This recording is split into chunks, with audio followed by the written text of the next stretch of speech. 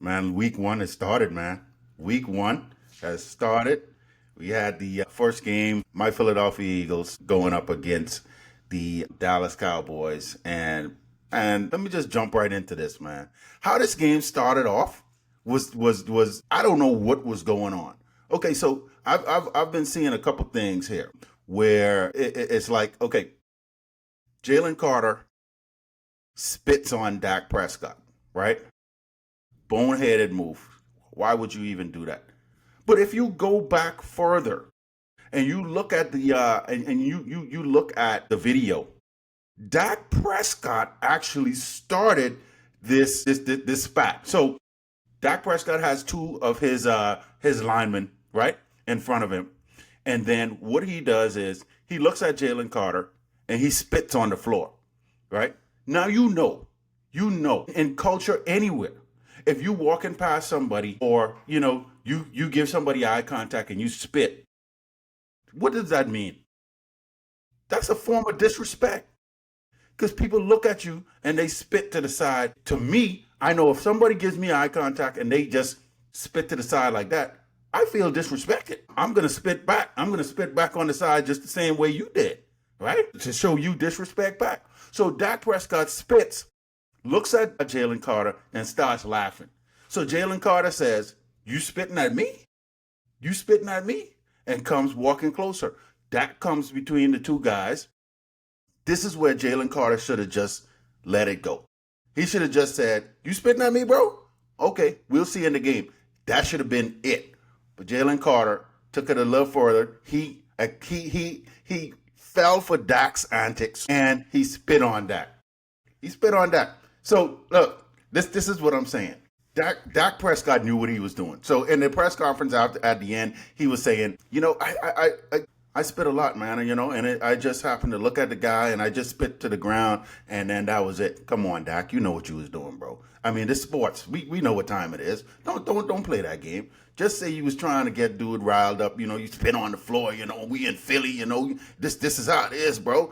Just say it for what it is. Don't do this, man. Don't do this. But anyway, Jalen Carter gets kicked out of the game immediately. That changes the whole feel of the Eagles defense because he's the anchor in the middle when you're talking about taking on the run, rushing the passer. I mean, automatically they know now, okay, man, we could go up the middle now.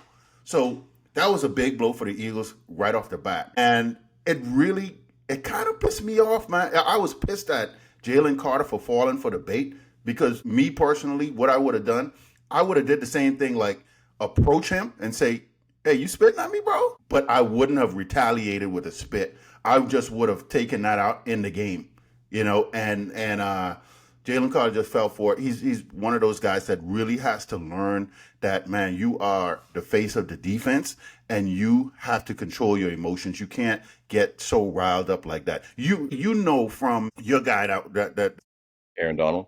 Aaron Donald, right? Aaron Donald let his play do that. All he did was make you look bad, right?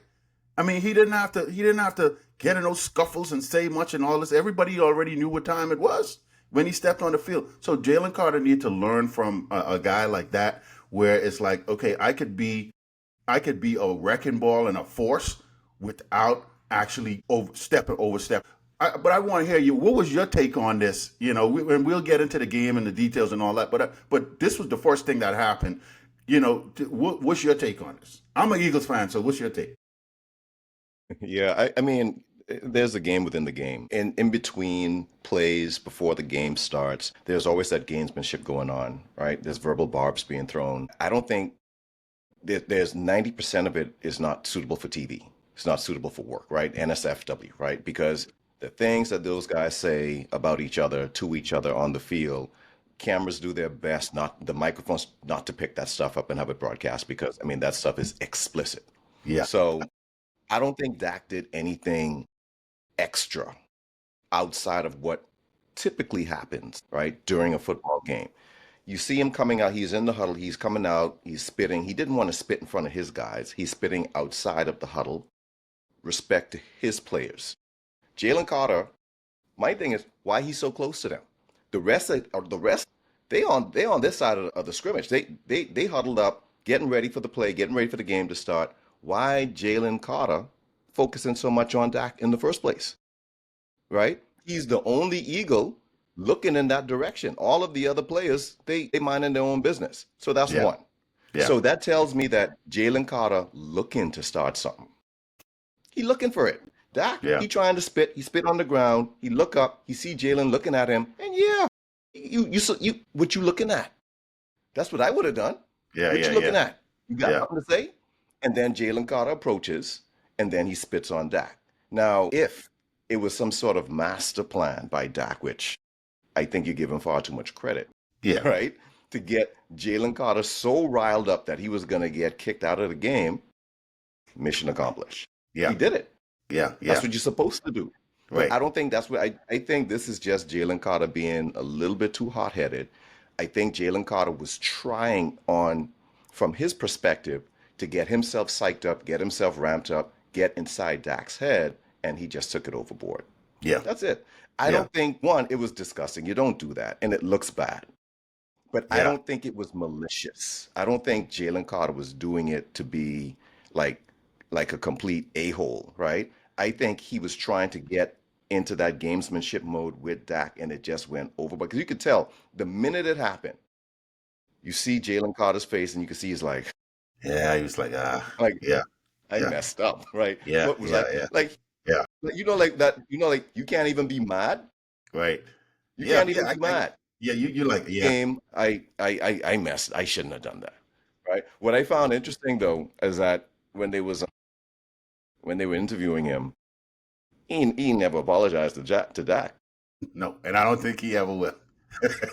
Never apologized for spitting on the dude. He just said, I put my team in a bad spot. That's not going to happen again. But he ain't apologized No. for spitting No. on him. No. That's part of the game. Y'all are heated rivals, man.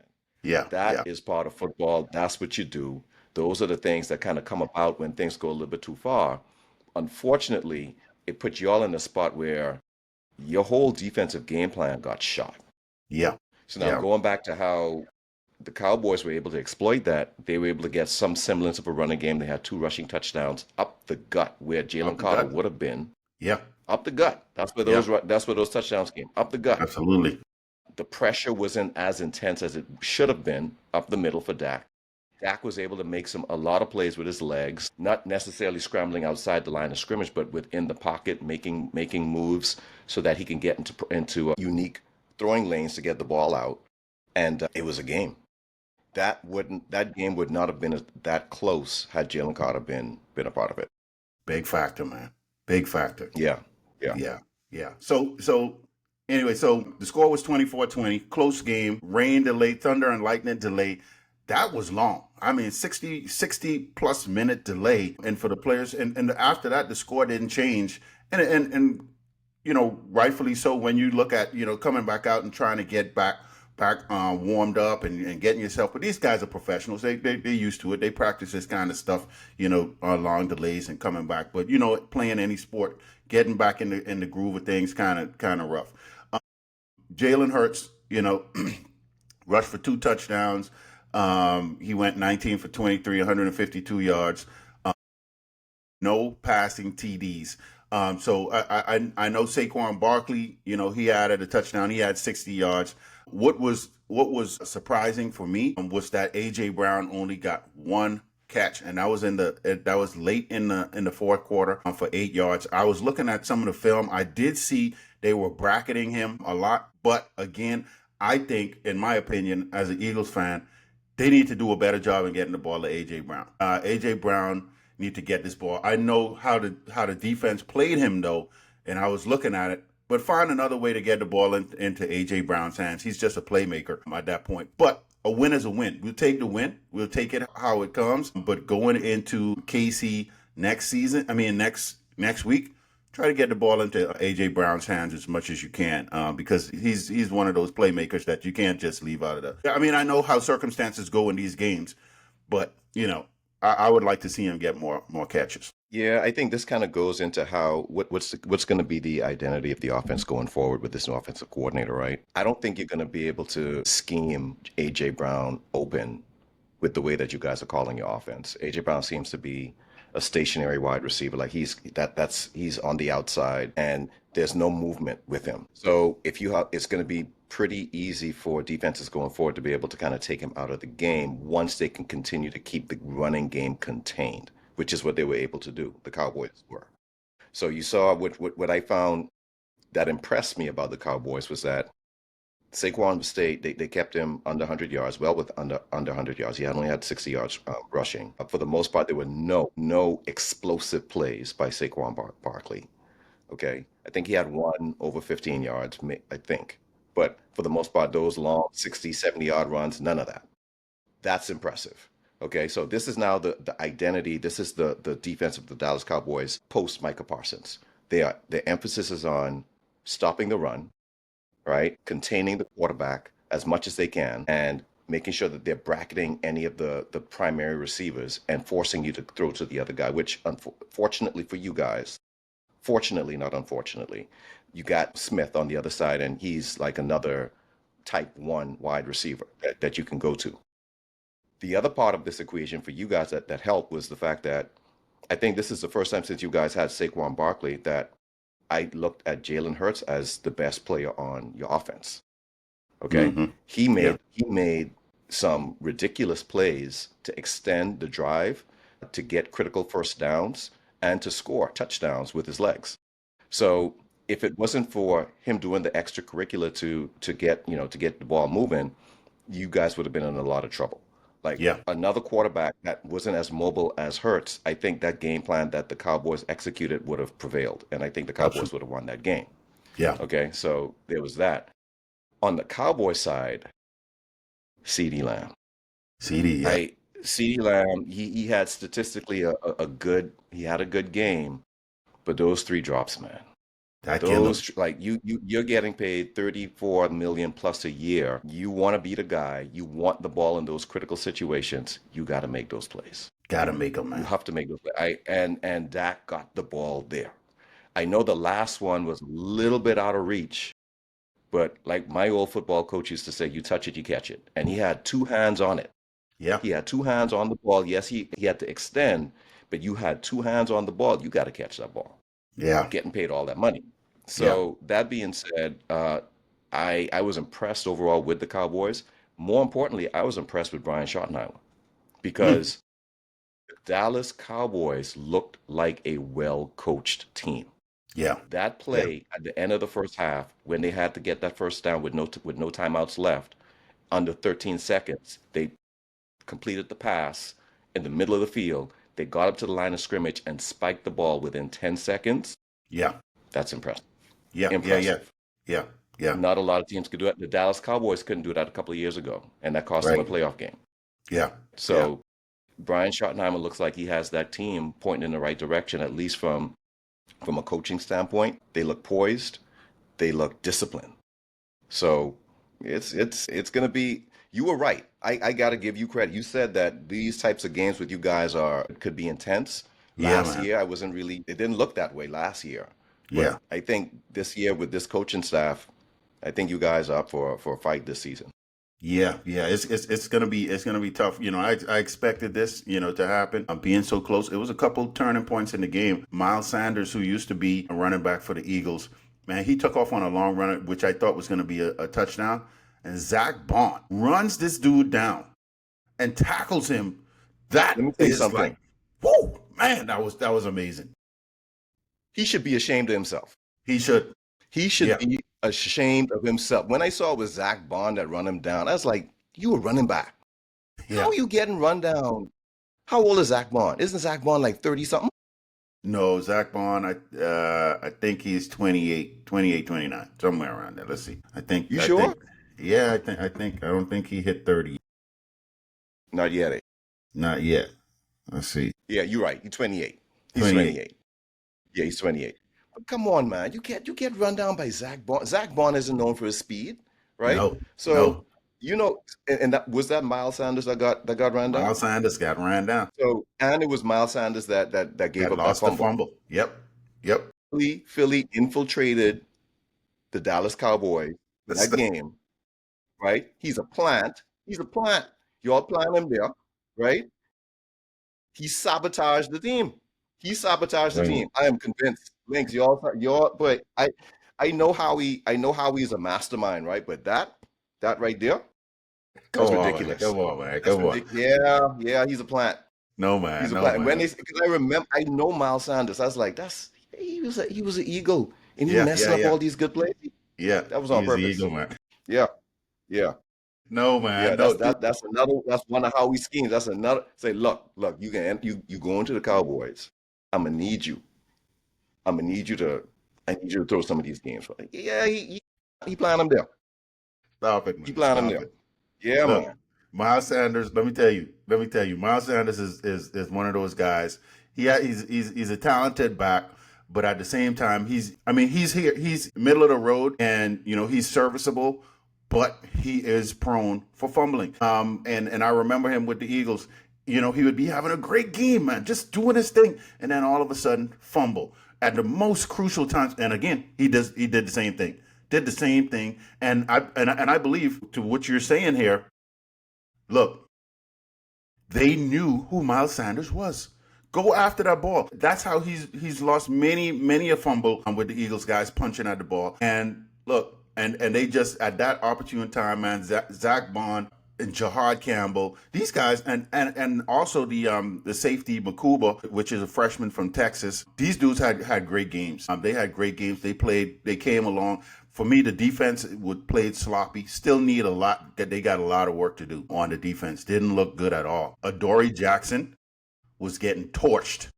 And I said that he was getting torched. And, then they had to bring in, they had a couple switch around. If you look at it, at the end of the game, Adoree Jackson started the game. Then they switched Adoree Jackson with another cornerback. This guy came from the Raiders. We just picked him up this year. They switched onto him. And then if you look at the last play of the game, they actually had Cooper DeJean on CD Lamb. So on that last play where over the top, Cooper Yeah. DeJean was on him, and then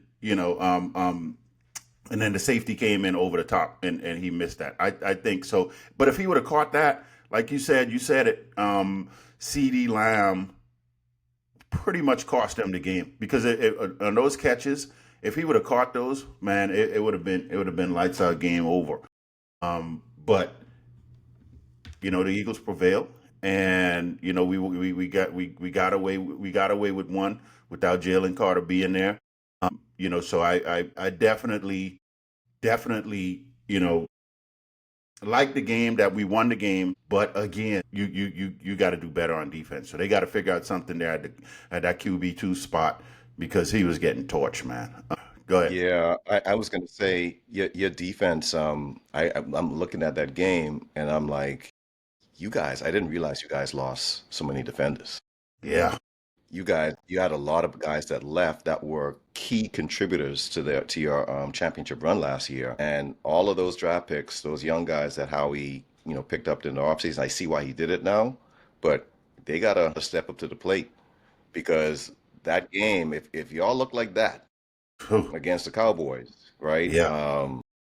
I mean, you got Washington, you got the Lions, you have the Rams, Yeah. even in Tampa Bay, right? You got some good, solid NFC defense offenses out there that you're gonna have to compete against. Absolutely. And even I'm not sleeping on the Giants either, No, no, no, no. right? So that's Yeah. gonna be Yeah. This yeah. season, you Y'all you need to can't tighten that sleep. up. Yeah, definitely, man. Definitely got to tighten that up. So, yeah, man. So in the second game of the day, we had the Chiefs on Friday night. We had the Chiefs against the Chargers, and I know we talked about this before on a previous podcast, and we were talking about Justin Herbert, right? And I said, okay, I have to. I have to, really look at this young man and without passing judgment and look at him and see he was impressive. He was impressive. I mean, he really, really impressed me. This was the first time that I actually sat down. I've watched highlights of him and see what he looks like. But this was the first time I sat down and watched a whole game with Justin Herbert. And oh man, he's getting that ball out quick. And he feels real comfortable with Keenan Allen. And they were just moving the ball at will. Kansas City came down, at the end and scored. San Diego's defense was playing really well. Patrick Mahomes, he gonna find a way. And, he was finding a way. And I was like, oh boy, here they go again. They about to come back in this game. But guess what? when Justin Herbert gets the ball, drives all the way down for a touchdown, and just breaks their back. And man, let me tell you, he was really impressive. I like the way. So he threw for 318 yards, had 3 touchdowns, and then that last play of the game where he scrambled for 19 yards to get that first down. That was it. Yeah, Game over. that was it. That was it, Slide. man. Yep. That's it. Yeah, Yep. yeah. And I said, you know what, man? I said I gotta give him props. I give the young man props. I think you had mentioned this before on previous podcasts where he just didn't have the right coaching and stuff around him. Now you got some solid coaching. And you got you got your receivers. The defense look like they're pretty solid. And they avenged their losing in big games. This was a big game. This was like a kind of a playoff kind of atmosphere. Like, this is the first game of the season. You going up against Kansas City, and they in the same division. So these division foes again, you going up and they beat them. They pulled it off. So I know both sides had players missing, but at the same time, for them to be able to pull it off in a big game like that, that was huge, man. Yeah. Yeah, no, I always had a high level of respect for Herbert. He has all of the intangibles to be a good quarterback, be a great quarterback. Going into this game, I was concerned for them because they had lost their top offensive lineman, Rashawn Slater. He's probably regarded as one of the best linemen in the league. So he's out for the season. He got injured during the training camp, so he's out for the season. So that was a chink in the armor there that I was like, okay, they might be a little bit exposed. And then right before the game, Mekhi Becton, I think their interior lineman, he was sick. He did play, but he wasn't at 100%. So even with all of that, Herbert looked good. He looked great. 3 touchdowns, over 300 yards passing, really, really good passing percentage. What, 73%? 73% passing completion, Yeah. right? So he was spot on. He was really good. When it comes now to, you said something about big game. I need the stakes to be higher for me to really consider him getting over the hump when it comes to him playing in big games. He needs to be in it needs to be a playoff situation. It needs to be all or nothing. And I need him to perform similar or just like this. But what this game was, first game of the season, division rival, division game, off location, he did good. They did a good job. And the coaching, they were well prepared all around. So I think they're going to have a pretty good season. I think the Chiefs are going to be in trouble because the Chiefs, they don't seem to be as daunting as they used to, right? That mystique starting to kind of wash off a little bit. And I think teams now, all an NFL team needs to see is that you're vulnerable. They just need to see a vulnerability. Once they see that vulnerability, that's it. Yeah. That's it. Yeah. Yeah. So I think it's going to be tough sledding for the Chiefs going forward this season. Yeah. One thing, what I saw at the end of the game for the Chiefs on that play where Justin Herbert broke to the outside, the 19 yards, Chris Jones made a move to the inside. He was supposed to keep contained to the outside, but he made a move, try to make a swim move to the inside, which was a gamble to try and get to Justin Herbert. But Herbert just booped to the outside, and Chris Jones should have been there. But because he made that swim move to the inside, that left it wide open, no contain on the outside. Justin Herbert was able to get that first down. Now, at the end of the game, I did see there was another defender and Chris Jones. I can't remember the defender's name, but they were arguing. Dude was like, you should have been on the outside. He was like, you should have been there. And Chris Jones, and they was going at it. When you talk about a chink in the arm, I know Chris Jones was trying to make something happen. In typical Kansas City fashion, sometimes that would have worked out for them, and they would have won the game or changed the tide a little bit and stay alive. But in this situation where I think now they are on the decline, it didn't work out. It just didn't work out. But I saw that argument at the end of the game. I mean, it happens. You argue with your teammates and whatever and whatnot. However, I could tell there's frustration there. There's frustration. And let me tell you, the Eagles are coming to town. The Eagles are coming to town, so they could very easily end up 0-2. If the Eagles can get their defense together, Jalen Carter does not get suspended and stays and stays and can play, it's going to be a long day for Kansas City. And so to go 0-2 coming off the Super Bowl. I'm not saying it's over by any stretch of the imagination, because you could always come back, but it's going to be an uphill battle for them if they lose next week to the Eagles. Yeah, Yeah, no, you're right. That they got you guys next week, then that's a tough go. But I yeah. don't see the Eagles losing that game. Where are they playing? Are they playing in Arrowhead or is They're it playing at in the Met? Arrowhead, man. Arrowhead. Okay, okay, It's gonna be okay. that's gonna be another one. That's going to Yeah, be another one. Yeah, it's going to have to depend on Jalen Carter or somebody making some. But I know Vic Fangio. After this game, they already signed another defender, another defensive player, another defensive lineman. So I know Vic Fangio is going to be. He's preparing for this game again against Kansas City. We're going to be ready. I mean, some things going to be cleaned up. We're going to be ready. But Kansas City better watch out. I'm looking here. I'm looking for Patrick Mahomes' stats in that game. What do you have? Okay, Patrick Mahomes threw for 258 yards, one touchdown, and he led the team in rushing with 57. Dude, when Patrick Mahomes leading you in rushing, dude, that's a yeah. bad day. That's a And I bad told day. people like I'm not concerned about the Chiefs running game. Isaiah Pacheco to me is not he's not an elite running back. Right, right. He's a hard runner, but that's Yeah, it. that's Like it. there's nothing like he really doesn't do anything overly special Yeah, in the running game to kind of cause that much of a threat, yeah, right, yeah, for the opposing team. So if that's all they got, then yeah. yeah, It's going to be yeah. tough, man. It's going to be tough for them. So, yeah. So we'll look forward to that. So what I'm going to do right now is I'm going to bring up the NFL schedule, and we can just Real quick though, yeah, I do want to you can keep that up, but just real quick, yeah. going back Hold to on your one second. Eagles, Yeah. you guys just signed you just signed a defensive lineman, Yes. right? Yes. Right, Mm-hmm. Zadarius Smith, Yep. Yep. Mm-hmm. right? We just So what's that? Do you have any insights on that? Like, is he an edge rusher? What's he going to be contributing to the team? I think he's going to be an edge rusher because we weren't getting as much pressure as I thought we were going to be getting on Dak Prescott. Yeah. I Okay. don't. I don't think, from what I'm hearing from the NFL, I don't think, and this is what I've been hearing a lot. I think the Jalen Carter suspension he's not going to be suspended. They're still talking about. I think it's going to be a fine, a hefty fine, but I don't think he's going to get suspended. I think how they've done it in the past with things like this was being ejected from the game serves as your suspension, and then so he'll be back. So yeah, but that the guy we just signed, he is definitely going to be contributing to the pass rush because the pass rush was kind of weak. We didn't really put too much pressure on Dak, and we can't have that, especially going into Kansas City and playing against these guys. We got to bring some pressure. So Okay. yeah, Gotcha. that's going down. All right, let's look at this. Let's look at this schedule here.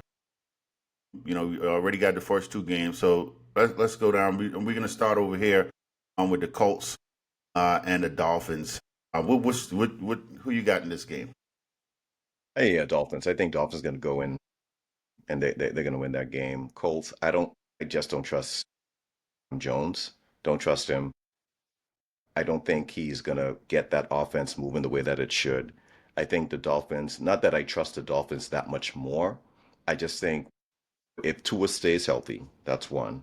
If Tua stays healthy, and if he can get the ball to Hill and Waddle and Achan, they said he's healthy as well. I think they're going to outscore the Colts. Yeah, yeah, yeah. I agree with you on that. I definitely think the Dolphins are going to take this one. I too don't trust Daniel Jones. I just don't see it happening. I think definitely the Dolphins run away with this one. All right, I'm gonna go side to side. So and then we'll be able to scroll down. So Steelers Jets. I would say in this one, I'm looking at this.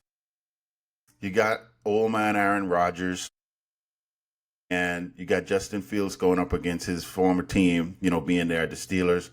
I'm going with the Jets, man. I'm going with the Jets in this one. I think Aaron Glenn got these guys ready to go. I think Justin Fields is going to be, he wants to avenge, not being able to play, full time there at the Steelers. So I'm going with the Jets over the Steelers in this one. I too am going with the Jets. And not that I think Fields have anything to prove against the Steelers. I think more so the Jets love to stick it to Aaron Rodgers. And I think also the Jets are going to let Fields be Fields. Yeah.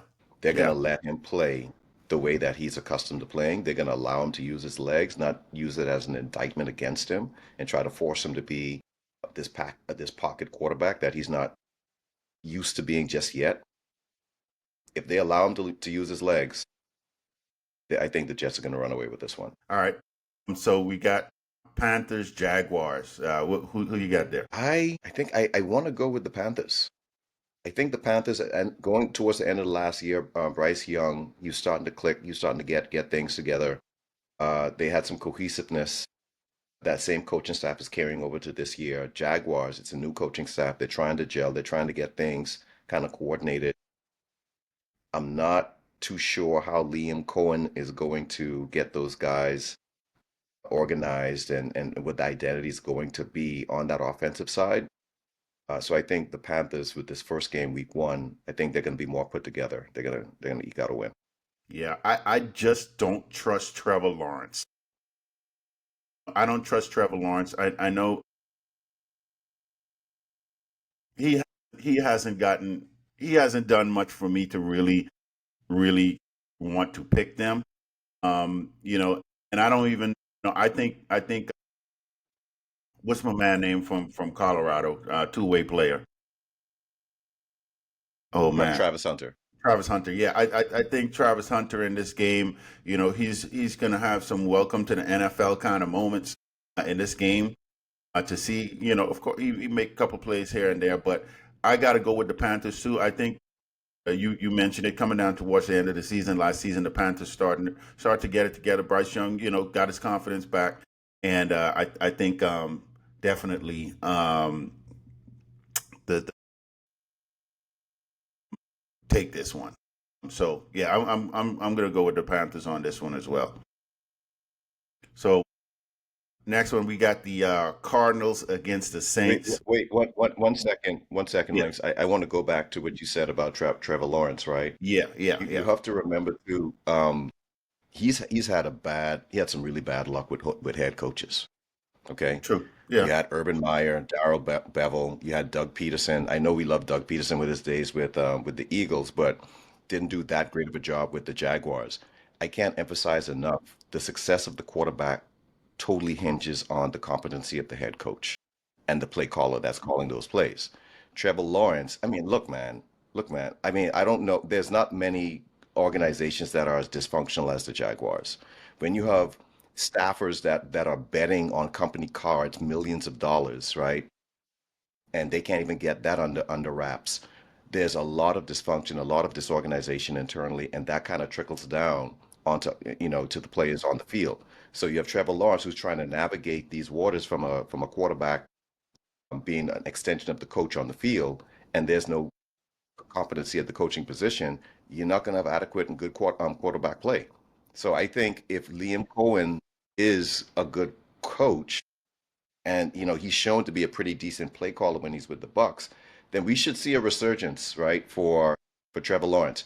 From a skill set perspective, he has all of the intangibles. He can throw.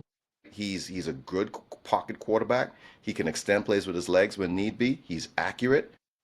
He's with the Jaguars, man. So yeah, I think it's less an indictment on him and more so on the fact that the organization, the coaching staff, and from a historical standpoint, has been poor at best. yeah. Well, we'll see if this coaching regime helps him out, and they could turn it around there in Jacksonville, man. Yeah. So all right. So Cardinals Saints. This one, man. This kind of this a this one. I'm gonna have to go with. Uh, Let me go with the Cardinals in this one. I think Kyler Murray. It's always been a solid quarterback. He has some pieces around him. The Saints. I mean, I know the Saints are the Saints. I think the Saints are a little old. When you look at it, I think they got some key players there, but I think they need a resurgence in their play. I know Kellen Moore is there. I know you got your QB and Spencer Rattler, but I got to give it to the Cardinals in this one. I think they come away with this one. Yeah, this one's going to be real quick for me. It's going to be the Cardinals only because of the fact that the Saints, I don't trust their quarterback, the quarterback situation. Yeah, That's it. yeah, And the team is old. yeah, yeah, yeah. All right, next one, Giants Commanders. Boy, this is going to be a good one.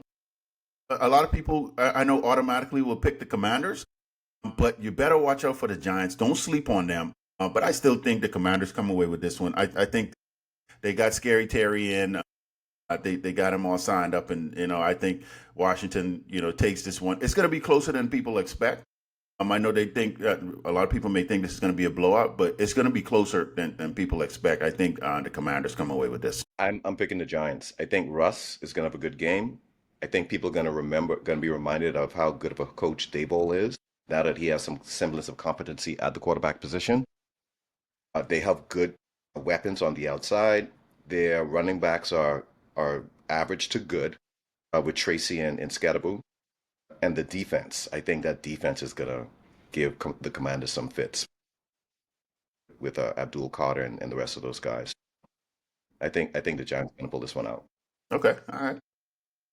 Next one, we got the Buccaneers and the Falcons. What's your take on that? I think the Buccaneers are going to win. Falcons, I like the Falcons.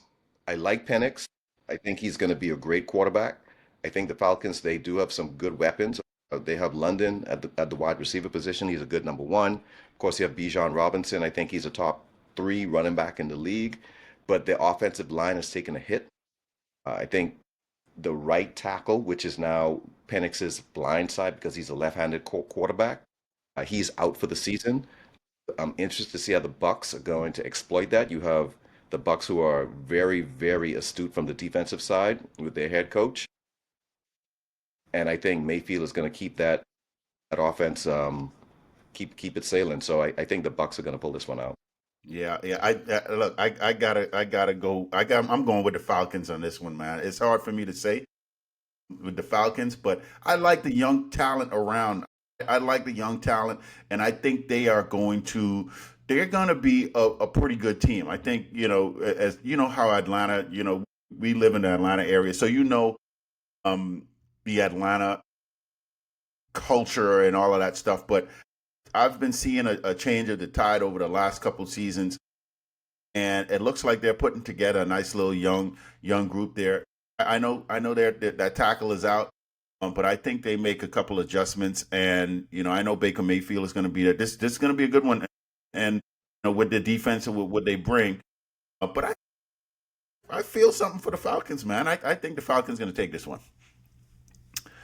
All right, so moving along, we go Bengals Browns. All right, with this one, I'm going with the Bengals, man. Too much going on in Cleveland. Keep this one short. I'm going with the Bengals. They're going to win a Week 1 game for the first time in over 5 years, solely because the Browns are the Browns. Yeah, yeah. That's it. It is what it is. Yeah, yeah, yeah. So okay, Raiders Patriots. What's your take? These are two teams that are kind of like in the same situation. New coaching staff, young talent. Patriots at home. I think Patriots going to win. They have Josh McDaniels back as offensive coordinator. Drake May, he's going into his second season. I think he's going to take a step forward. I like the running game. Mm-hmm. Defense, I think, is going to be stout. Raiders, I like Geno Smith. I definitely like Ashton Genty. And I like Max Crosby as the sole defender on the defensive side. I don't think they have any other pieces. Yeah. I definitely got to go with the Patriots, man. I think I really like the running game. I think it was Travion Henderson, I think, is there, and Liked him in the preseason. I mean, looked really sharp. And so I got to go with the Patriots. I think they may do a little something, make a little noise. So yeah, Patriots for me. On the next one, 49ers, Seahawks. Man, this is your division. I think here, let me see. Let me see if 49ers still kind of banged up a little bit from what I'm seeing. But I'm still going to go with the 49ers. I'm going to go with the 49ers on this one. Even though they're a little banged up, I'm still going to go with it. Okay, so people have to realize this about me. I am incapable of being level-headed when it comes to the 49ers. Okay? I can't, I can't, I can't, I can't pick them. I can't pick them. So, Seahawks. Seahawks. Seahawks gonna win. Seahawks gonna win. Can't do I it. got you, man. I got you. I got you. As the season progresses, I'm gonna work on this. Yeah. I'm seeing a therapist. I'm working through this issue, and Yeah. I want to get to a point where I can be, a little bit more discretionary and be more, take the emotion out of it when it comes to this team. But work with me. Just work with me. I'm I'll get it working, right. But I'm right working with now, you. for right Yeah. now, Yeah. yeah, right now, yeah, no, can't do it. Hey, you know what, man? All right. We gonna have to bring little bro on, man. We gonna have to we gonna have to bring LeVaron on, man, because Let me there's tell you some something. there's something deep rooted here.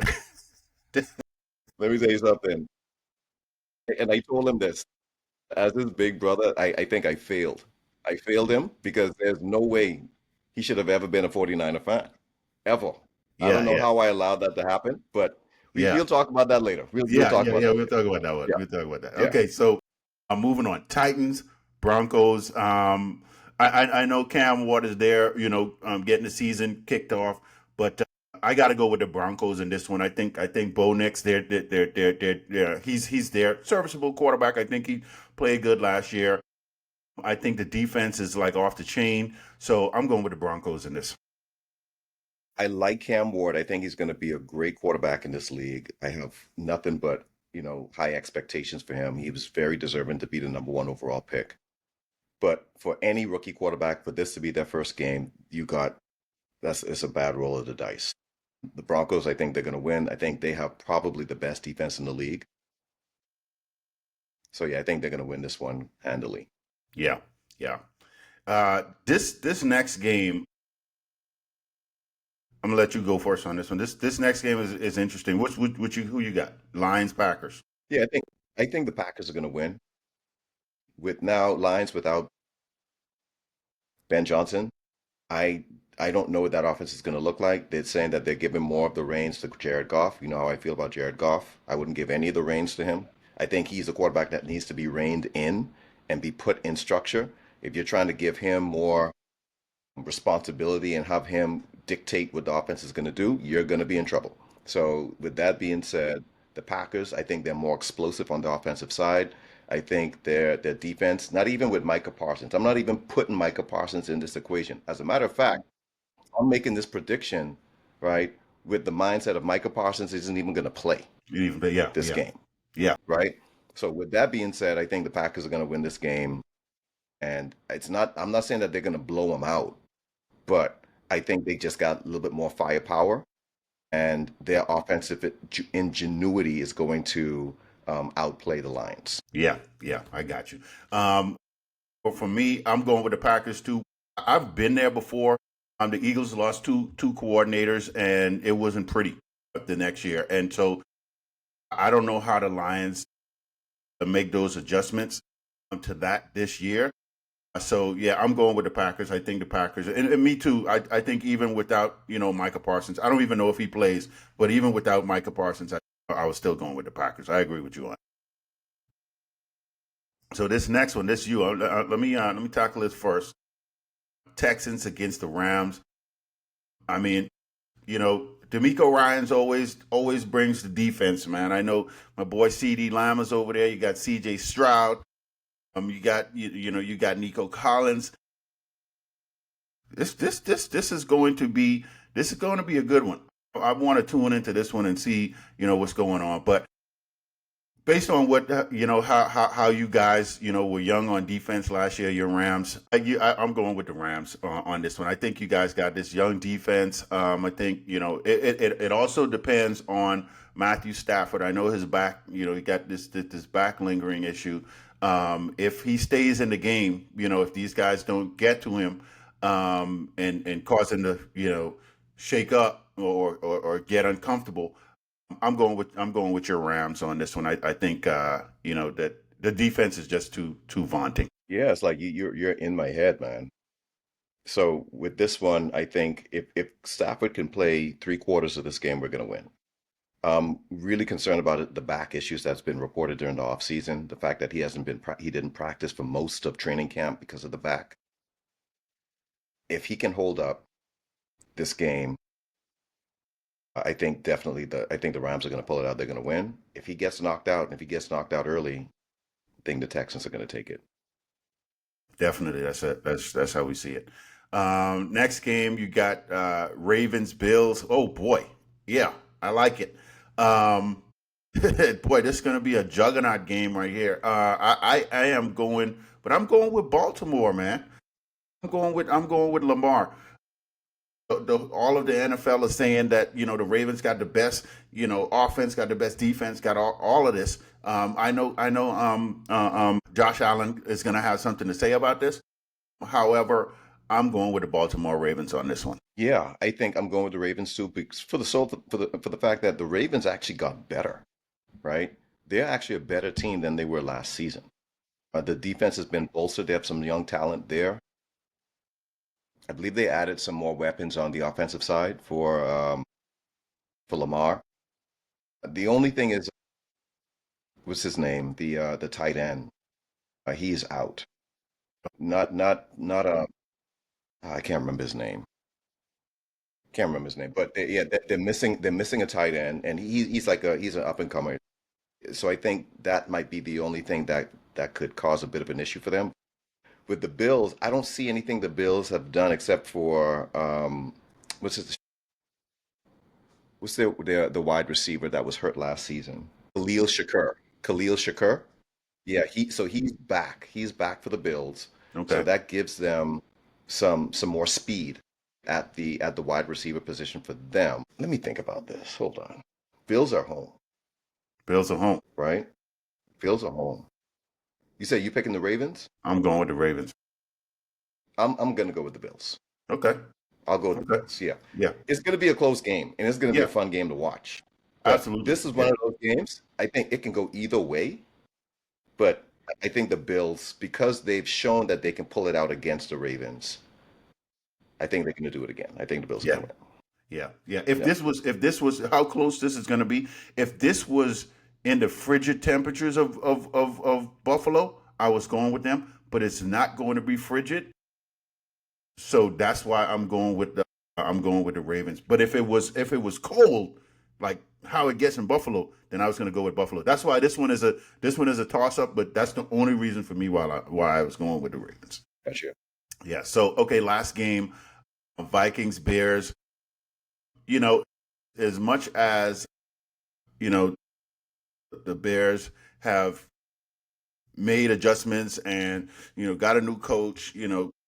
Caleb Williams is there, second year, and he's going to make something. I can't go against the Vikings on this one. I think the Vikings just got everything in place. Justin Jefferson's going to be there. And JJ McCarthy, I know is a rookie and starting. However, I think Vikings got this. I just don't. I can't trust the Bears just yet, and see what's going on with them until a couple games into this season. But I think the Vikings got this one. Yeah, I agree with you. I think the Vikings are definitely going to take this one.